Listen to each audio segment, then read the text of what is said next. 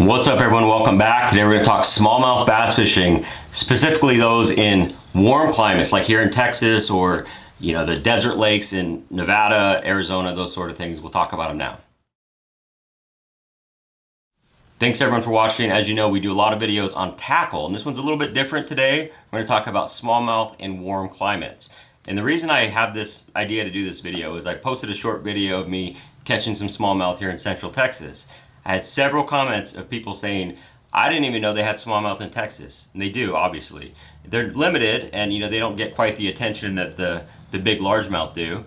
But they're tons of fun. They're in a lot of lakes in Central Texas. I've caught them in Stillhouse, Canyon when it still had some water in it, and Belton. Those are three different lakes that I've caught them in, but they're also in Texoma, of course, Ivy, and there's more. So there are opportunities to catch them.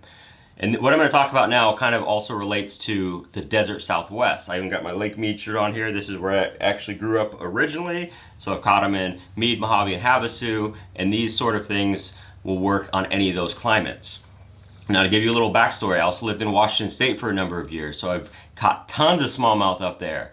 And they are similar, but they have a little bit of differences as well, which I'll talk about. And I've also caught smallmouth throughout the Great Lakes, in every Great Lake except for Superior. But throughout Michigan, Midwest, even Minnesota, I've caught smallmouth all over the place. New York, so they're definitely my favorite of the bass species. I love smallmouth, they're incredible. So any chance I have to talk about them, I will take that and do a video. So we'll talk about kind of some differences and some similarities and some of my favorite baits for these. We'll just call them desert smallmouth, just to make it simple. But like I said, there are some similarities. The main difference though is that in these desert areas, it's a lot of shad. So the fish move around and chase shad. That's what was happening this last week at Belton, catching them on shad spawn, top waters, the evergreen shower blows, things like that. But there's a lot of other baits that will work, like a little Kitech swim bait. This is one of my favorite baits for all these different lakes, really shad oriented.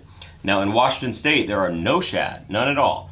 In the Great Lakes, they have small bait fish, but shad are not a major factor like they are in these desert fisheries. So shad is the main thing. Up north, it's your perch, your gobies, even trout or kokanee. But the one similarity about all these places is smallmouth will always eat crawfish. They will never pass that up, and crawfish live in all of them. So some of the best baits, I just dug these off the bottom of my boat, but I got a little jig here and little bits and pieces from a hula grub, and then this is from the Kitech version. So yeah, this is the 2.5-inch Yamamoto hula grub. It's a little size, and then you got the Kitech Hyper Spider. This is a really good one. My son fished that tournament with me last weekend, and he was catching them on this thing. I was using this and in this as well, but they were both working because it's perfect for imitating the little crawfish. Some other good baits that work everywhere that I've had a lot of success with is the Berkley Max Scent Flatworm. Obviously no secret there, it works great in the Great Lakes. I've caught big smallmouth in Washington and then down here in Texas. And then this is just an empty bag, but this is a really good bait that I was fishing on a swing head. This is the Nori's Front Flapper Curly. It's a little crawfish style bait. I'll put an actual picture of it so you can see it. But I was fishing this on a swing head and catching a lot of fish at Belton this past weekend and pre-fishing leading up to it. So those are some of the baits that I really like for these desert smallmouth. A lot of them will work up north as well. But the other main thing is what I've been targeting, and this is kind of a similarity between both regions, all over the country, is you want to look for flats. Obviously, that's always going to be a magnet for smallmouth. They just, for some reason, love to get up on those and feed. Any flat is a good thing.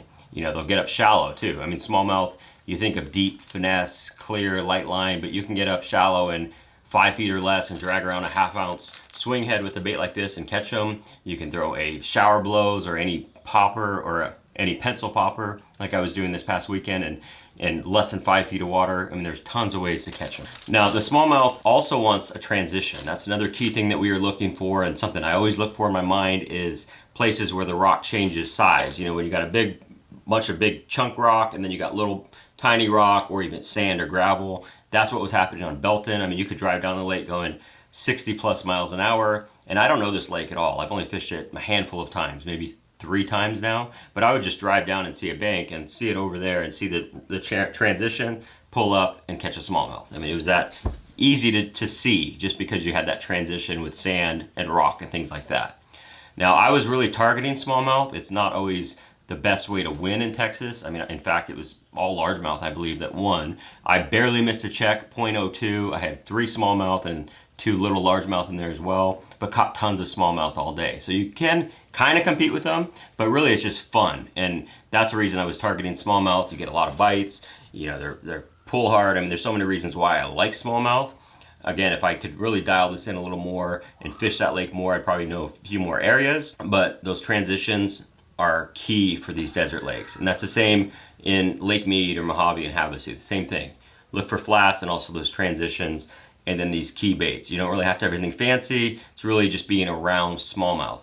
Smallmouth, you know, they're kind of seen as like being finicky and things like that, but they're not. I mean, if you are around them and they want to eat, they're going to eat. And typically, right when you get to a spot, you're going to catch them right away. I mean, within the first few casts, you're going to catch that fish. And if you don't catch any, sometimes it doesn't make sense to just keep fishing down the bank. I've seen that happen so many times where you change a spot, and this is everywhere smallmouth live. They're so aggressive and so curious. You get to a spot and you catch one on your first cast, or you change baits and you catch one right away.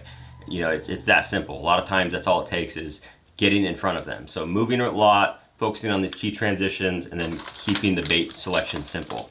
That's my experience as well. I mean, obviously I'm not the best smallmouth fisherman ever, but I've done it a bunch. So this is kind of what I always do. You know, keep the baits simple to something that imitates a crawfish. You know, you got to have some power stuff in there as well. Some drop shot rigs, Ned rigs, things like that. Those are all prime things to do. But if you just keep moving and look for those flats and those transition areas, you're going to have success whether you're fishing in Texas, the desert Southwest, Washington State, Great Lakes, anywhere. Smallmouth are so much fun. So like I said, I always love doing these videos. Any chance I can talk about smallmouth, I will do it. But just wanted to share some insight and some of my favorite baits and approaches for catching my favorite bass. Thanks for watching.